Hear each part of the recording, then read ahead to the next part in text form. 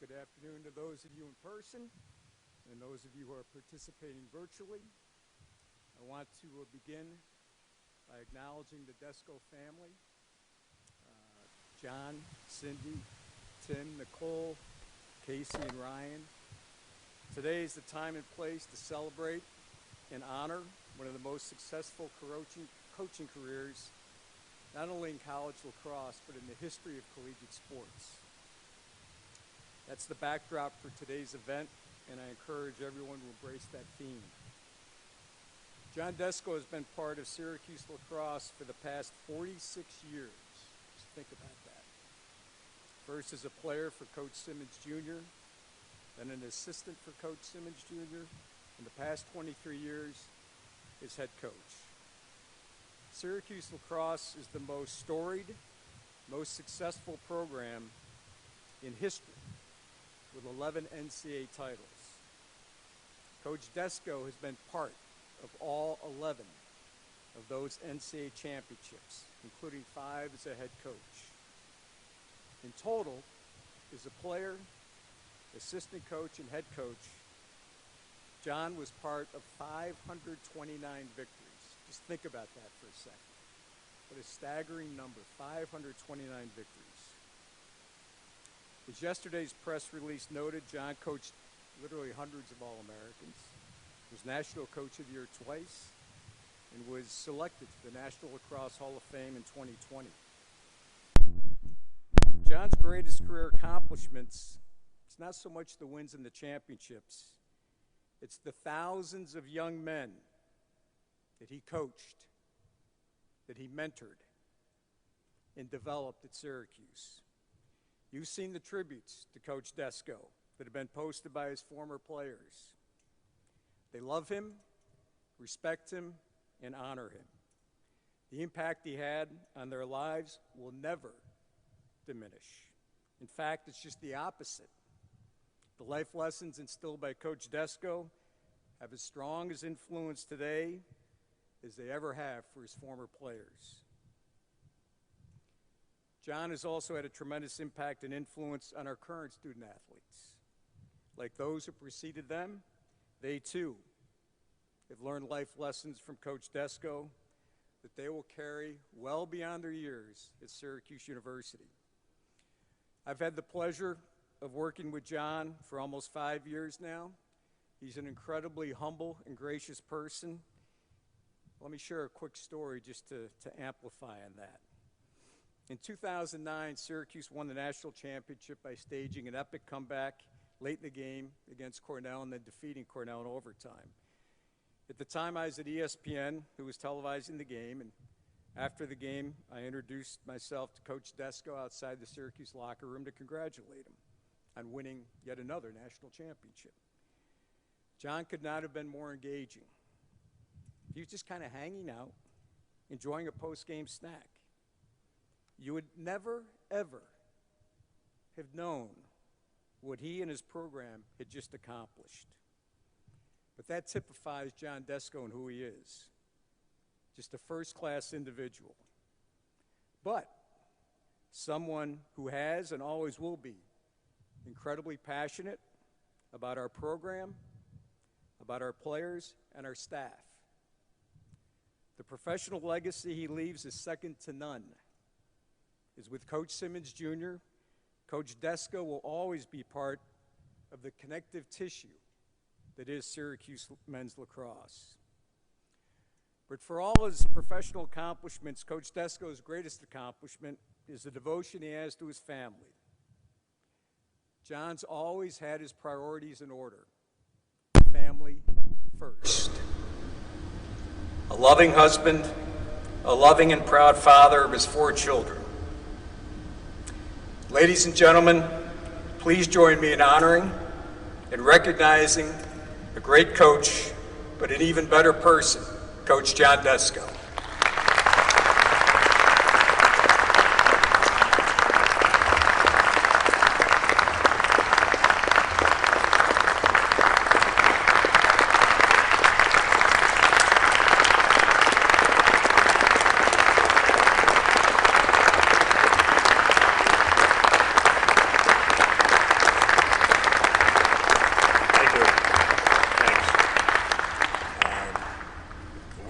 did was stand in that lobby and talk to everybody coming in.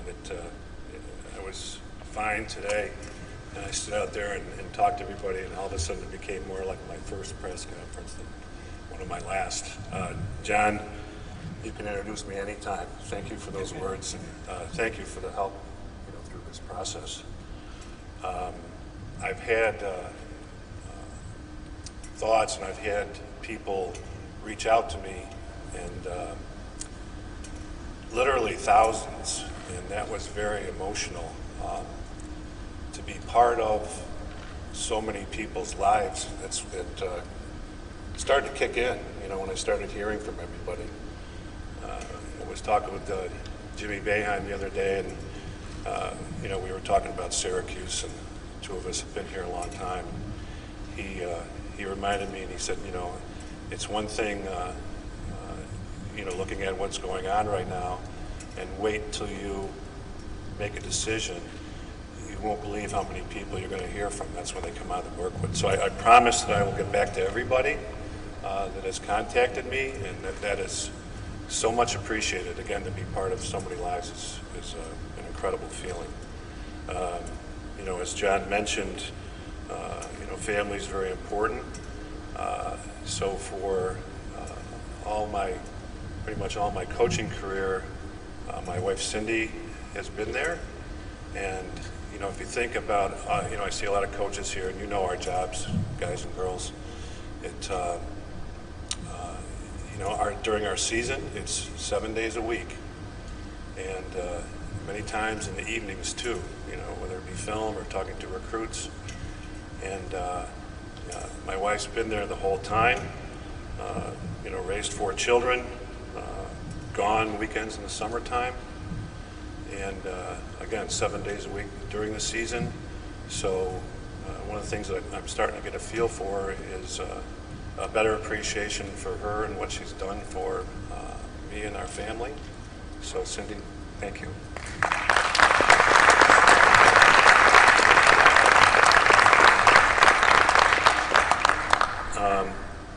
It's hard for me not to shed a tear here. I'm looking at the staff.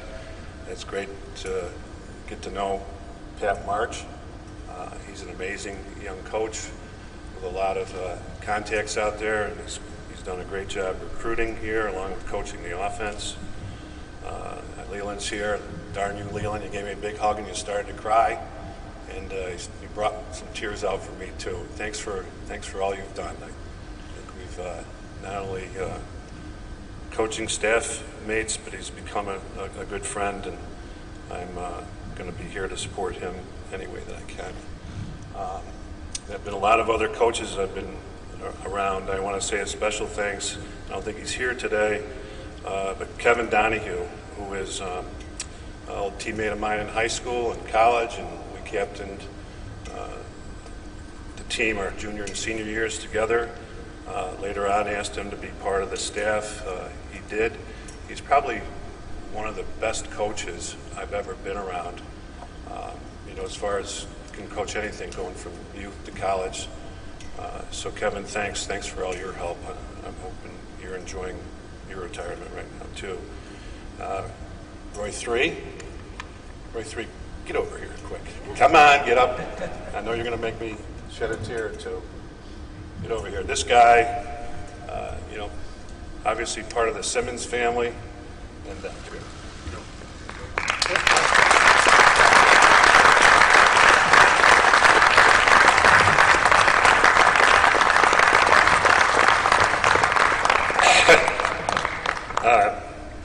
a teammate, a friend,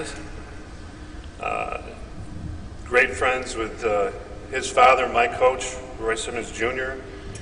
Had the absolute pleasure of spending some time with the Roy Simmons Sr. You passed the two of them on your way in out there. They're being honored in front of Ensley as they should be, and just an amazing family that has, talk about impacting lives. I don't know anyone who has impacted more lives than those guys. And there's There isn't anybody that loves Syracuse lacrosse more than that guy.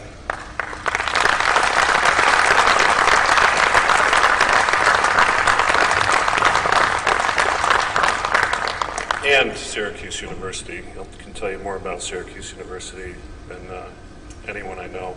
Heard from the Chancellor. He's absolutely fantastic. Once again, he's always been there and recognized things and contacted me.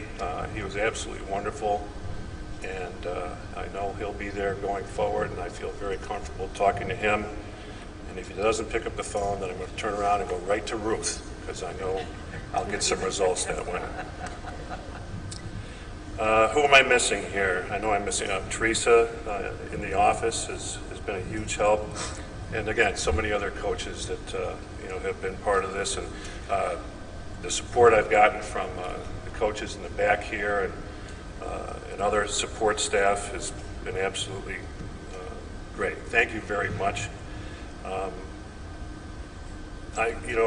That's probably about it. I'd be happy to take some questions, but first I want to take this opportunity to advertise Troy. Thanks, Troy, for everything. Mike Nissen, Eric Kelly, and so many others, the others. But I want to take this time to advertise. I'm going to be having a yard sale at home, and especially for those who like SU apparel, mostly extra large and some double X stuff's going in there. A lot of throwback stuff, new and used. So I'll announce a date later, but love to have you. I'm so scared to go in my office and try to clean up my office and bring things home, because I've already got 46 years of stuff at home, and it seems like there's even just as much at home as there is in the office. So I'll keep you updated on the dates on that. But Tyler, I'm good here. I've talked this.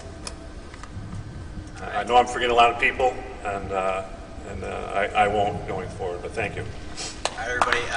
We do have a crowd microphone, so for those of you who raise your hand, we'll take questions. Just return the microphone once we get to the next person. We'll start right back there with Steve. Coach, congratulations on your retirement. Biggest question that I want to know, and I think a lot of us here want to know, why now? Why did this feel like the right time? We had talked to you a few times toward the end of the season. It sounded like you were looking ahead to next year and that you were planning on coming back. Why did now feel like the right time? Yeah, well, that's a great question. I almost still don't know the total answer to that. And Steve, thank you for everything. If I'm going to listen to the news, Steve's going to be one of the people I listen to. I think he carries himself with a lot of dignity and the truth, and so thanks for what you've done in the past.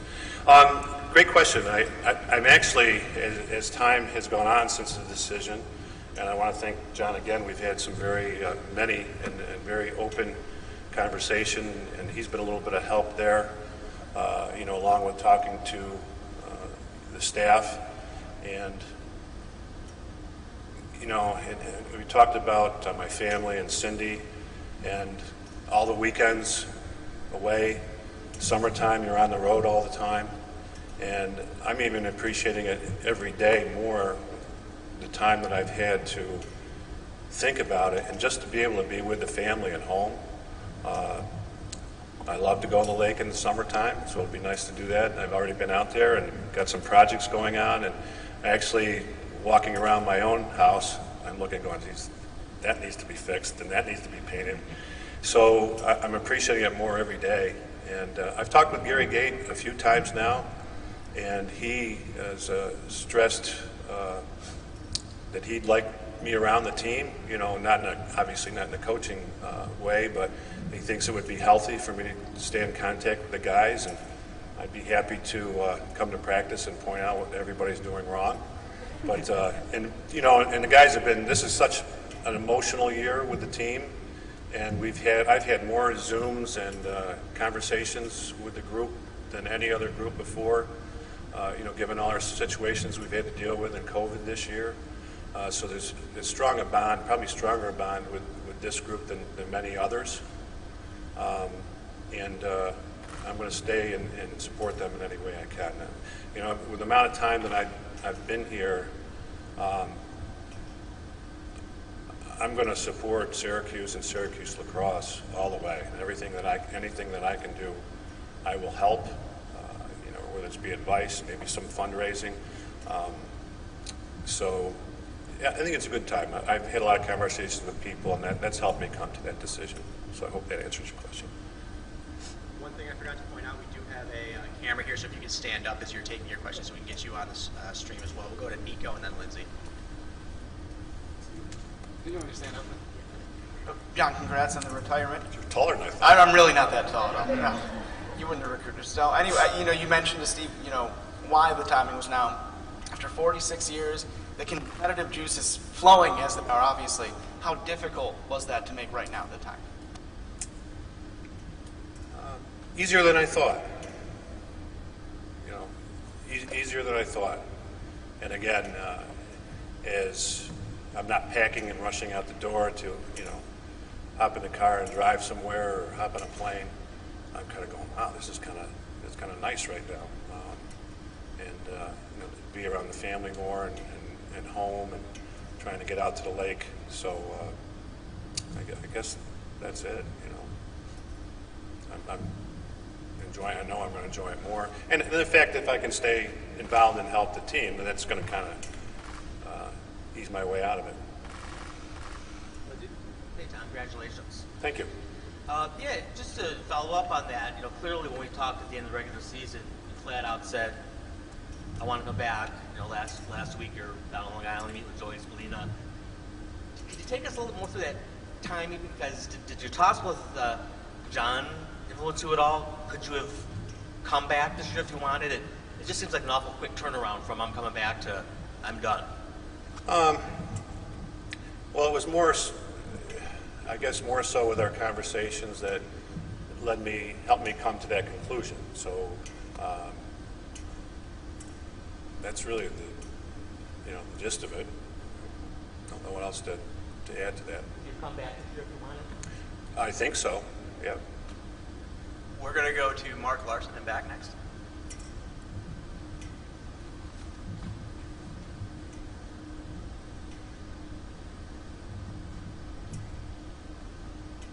Hey, John, congratulations. Thanks, Mark. People always ask at these things, do you have one special memory or what will you think of as far as program-wise? What kind of impact were you able to make on this program? How proud are you of what you've accomplished? Not just the titles, but everything.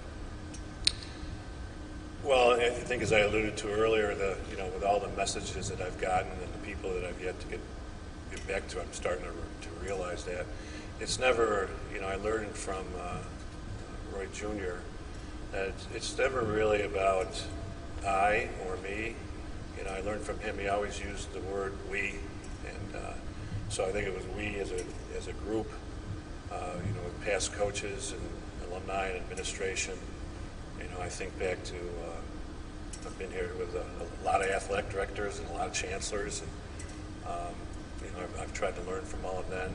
So I'm really proud of everything that we've accomplished.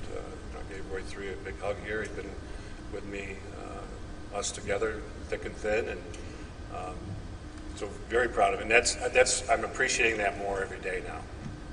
As Jim B and I talked about. The more conversations and the more thoughts that I hear from people, that's sinking in more and more. So I'm really proud of it. Next, we're going to go to Brent. Thanks for asking, Mark. Miss those TV shows.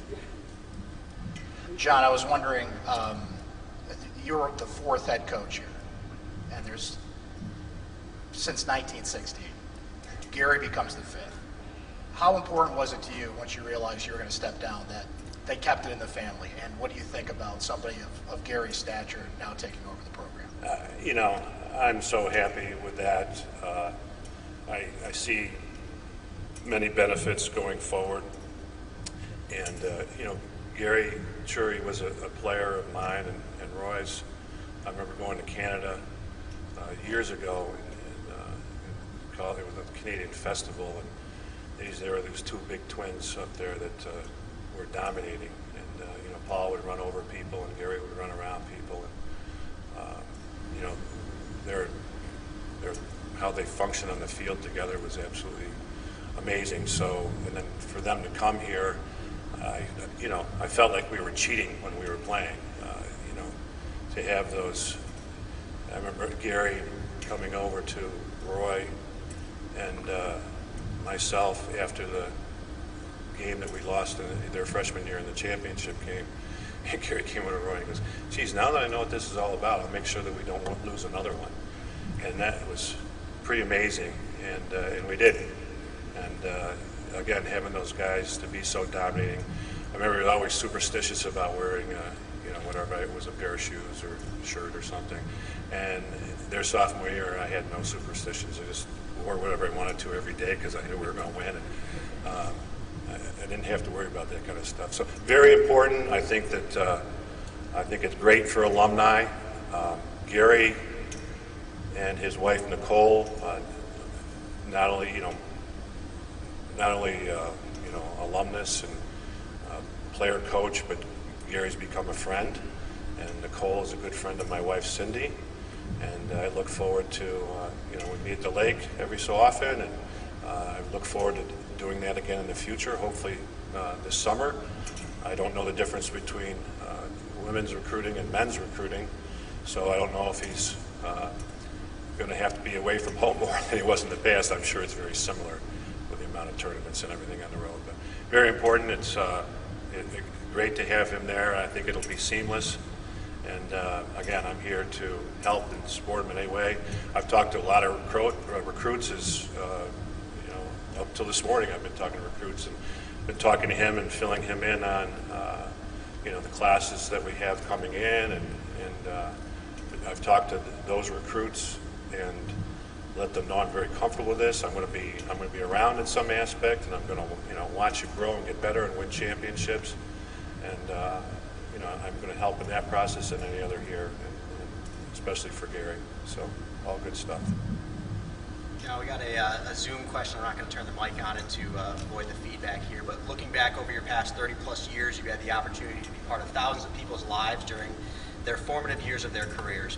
What moments and specific feelings do you have as you look back on that? And that's from Patrick Gunn at 247. I'm just looking back, but I'm also looking forward because, as I've touched on already, there have been so many messages and calls and emails and so on that I'm gaining more of an appreciation for that as we go on here. I don't really like talking about myself.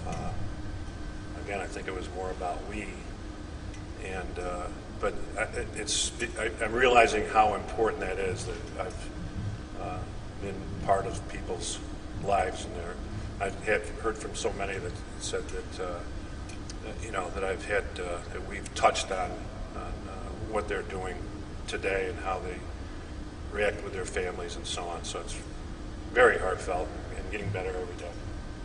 Thank you. Next, we're going to go to Nate Mink and then Dan Tortora.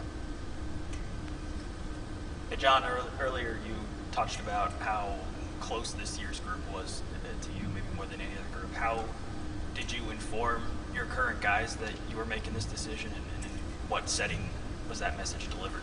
Well, as far as being with the guy, I know I had a nice get-together with a number of the seniors a couple of weeks ago. It was great because they were on their way home for the summer, and it was great reconnecting with them. It had to be Zoom because everybody was home, so we had a Zoom with the group and talked to them about how much they've meant to me and us, and I've been hearing from them daily on an individual basis, so it's great to hear from them. Emotional? Very, yeah, it's becoming very emotional. Again, I never should have walked through that lobby. I should have come in through the side door today. I had no, coming in, didn't have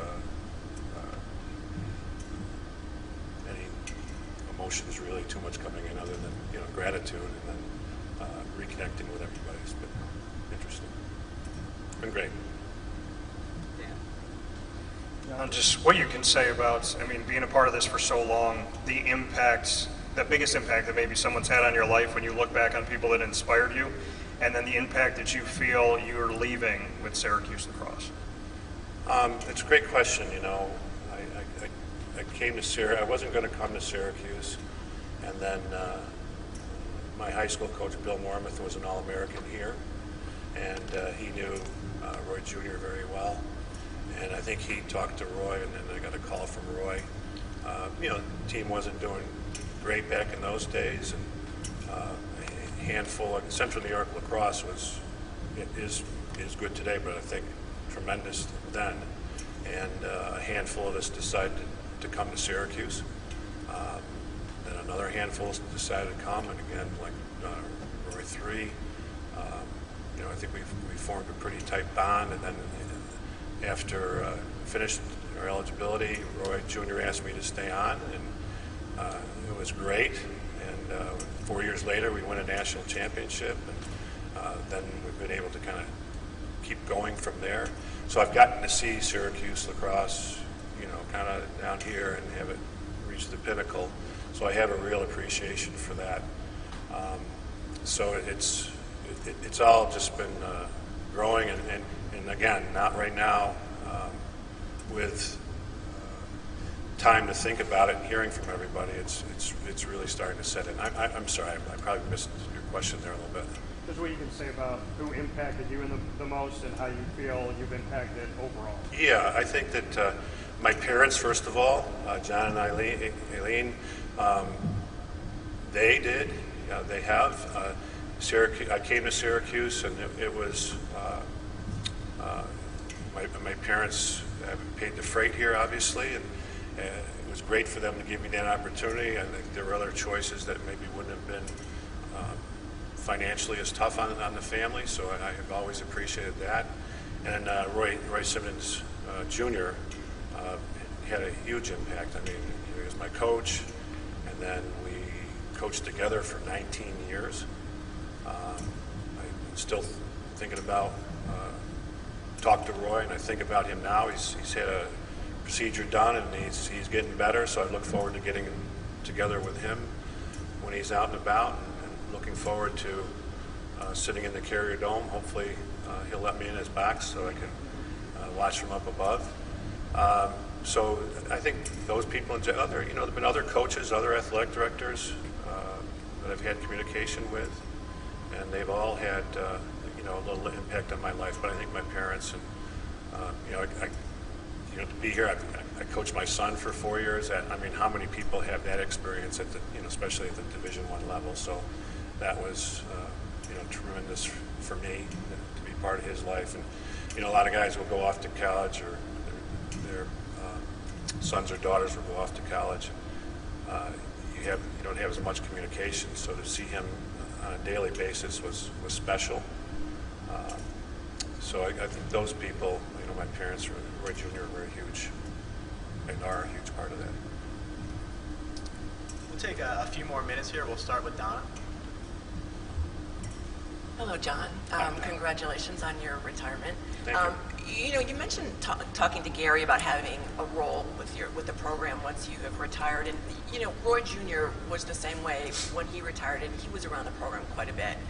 I'm wondering if that relationship with Roy Jr. and the relationship you're hoping to have with Gary are sort of similar, and what kind of advice, kinds of things that did Roy Jr. talk to you about, and what kinds of things made you talk to Gary about? Well, I think there'll be more. I hope there'll be more discussions about that. Every indication is there will be. And again, Gary and I, you know, have sat around the fire for a number of summers now, and hung out, and talked. So I think he'll be very open, and I want him to be very, very comfortable asking questions. And we've already, I think, through this process so early on, for me to have discussions with him and let him know how we're doing with the recruits. And I know that he's been in contact with our recruits now, which is his recruits now, which is very important. So I think he'll be open. Yeah, boy, I couldn't get Roy Jr. to practice, or I'm more of an X's and O's guy, and he is a hell and brimstone guy, and no one fires up a team like Roy Jr. And I suppose maybe, especially when we were coaching together, his strength, and I would focus a little bit more on the X's and O's, and that's kind of carried over. I've tried to be a little more fiery with the guys, but I think that the team themselves, when they get themselves going, is the most important thing. But in the whole staff, we all handle an aspect of the game. We're all different, personality-wise and emotionally, and how we connect with the guys. So it's been a real healthy combination of staff as far as the group goes. We will go to Brent and then Mark and back. John, you've spent many of the offseason discussing rule changes, trying to improve the game. Is there anything in particular you're most proud of that influenced the sport of lacrosse? That's a good question. I was on the rules committee for a bit, and we actually at that time, Dom Starja and I were on it together, and we actually voted in the shot clock. This is years ago, and I think there was an uproar when we put that in. And I looked at Dom after the meetings, and I said, geez, we're going to walk out of here, and you might be my only friend when we walk out of here, because it was so drastic at that time to put in a shot clock. And we thought it was best for the game at that time, and there were a lot of teams at different levels. The whole strategy was just to hold the ball, and it ended up going back on that, not Dom and I, but there were other aspects of it that, as far as cost and shot clocks and things like that, a lot of coaches were in uproar. Not only, Dom and I talk, we still talk, but you had Syracuse and Virginia coaches implementing a rule to make the game faster, and we were by far the fastest playing teams in the country. I remember playing UVA in the Dome early in the season. I don't know, what was it, Roy? 22-21 at the end of the day, and Casey Powell's got whatever 100 points. And at the same day, and this is not to put down this program, at the time, same day it was an overtime game like our game was with Hopkins and Princeton. It was overtime, and the score was 7-6. So just to give you a little background there, that's the philosophy of the coaches and how they wanted to play. And my carryover was from Roy Simmons Jr. And so you can imagine when Syracuse and Virginia put in the shot clock, and the rest of the world looking at us going, this is very self-serving. So I thought we were very brave or stupid to do that. And finally, I think a lot of it came out of when they put the shot clock in, and a lot of it came from our Maryland game. And Maryland was holding the ball for literally 5 minutes at a time on their possessions. And there are only 15 minutes in a quarter, so that would turn the game into 3 possessions in a quarter. If my math is right, that's 12 possessions on the game. That's a terrible game to watch. So I think a lot of that, the shot clock came in. I thought that was a good thing. I think the face-off has to be addressed. You look across the board this year, the new face-off rule is supposed to make it more equal. Winning percentages were higher for certain face-off guys than ever before. They almost always won their games. You look at some of the games we lost, the number of possessions that the other team played. I was watching, I think it was Duke and Carolina, and all of a sudden, it's a 3-3 game, and all of a sudden, Carolina wins the next 7 face-offs. It's 10-3. And an awful lot for a good team to try to come back on that, even if they did start equally on the face-offs.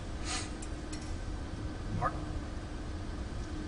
John, I'm going to use Bill Tierney as an example. He was Princeton lacrosse, and then nobody thought he'd leave, and he left and went to Denver and had success there. You're still relatively young guys, especially compared to Coach Boeheim, who you mentioned. I'm not saying next spring, but can you rule out ever coaching somewhere else again? That's a good question. I don't know the answer to that. I think a lot will depend on going forward here, if there can be, some kind of role here at Syracuse, and how I adapt to my life. I mean, I talked about it literally 7 days a week, and I don't know how many of us, well, maybe a lot of us do, especially the coaches in the room, have jobs where you're there 7 days a week, and a lot of overtime.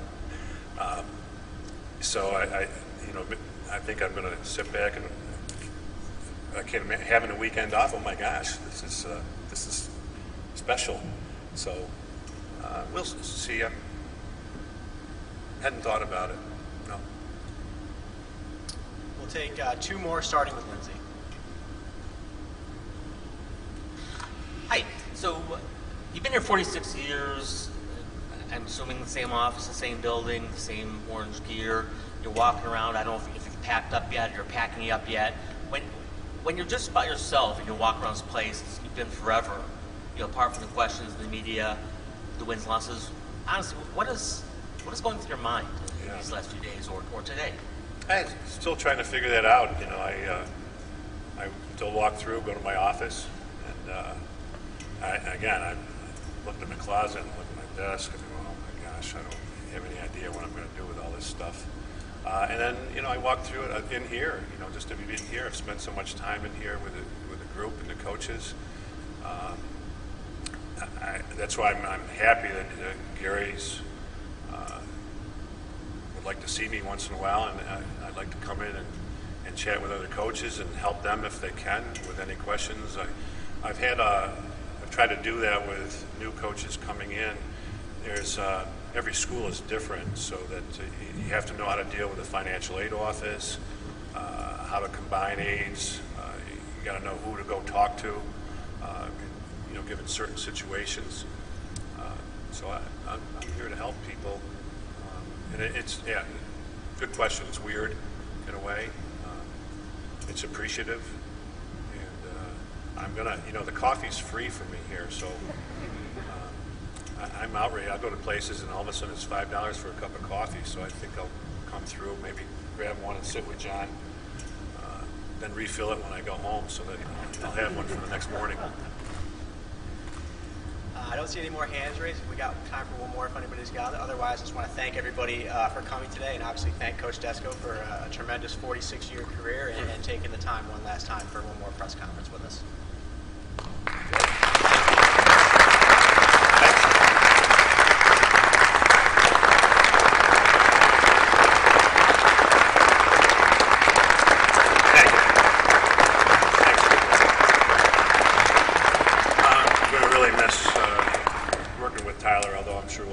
Some projects together in Suets, and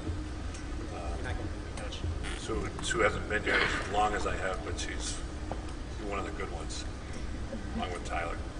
Thank you, everybody, for coming. Appreciate the time. Thanks. Thank you, everybody. Much appreciated.